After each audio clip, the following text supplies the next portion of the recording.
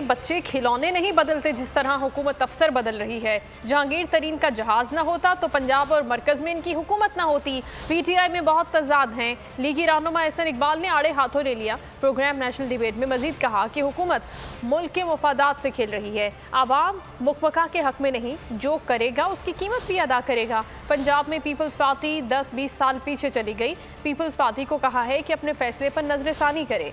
PDM की दीगर 8 जमातें यकसू हैं। बच्चे खिलौने नहीं बदलते जिस तरह आप अफसर बदल रहे हैं, मिनिस्ट्रीज चेंज कर रहे हैं, चीफ सेक्रेटरीज बदल रहे हैं। नहायत बचगाना है। इनको स्टेट क्राफ्ट का कोई अंदाजा नहीं है। जो पीटीआई है ये एक भानमती का कुनबा है, इसे कॉबल अप किया गया।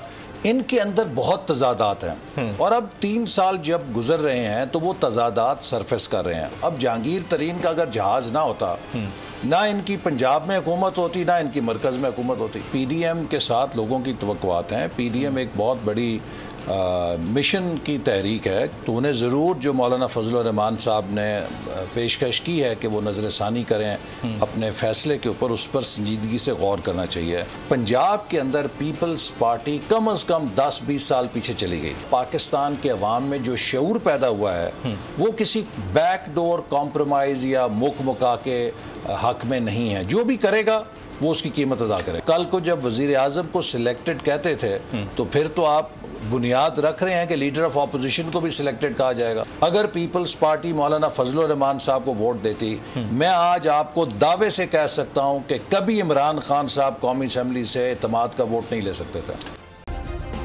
सब्सक्राइब करें और बेल दबाएं ताकि कोई खबर रह न जाए।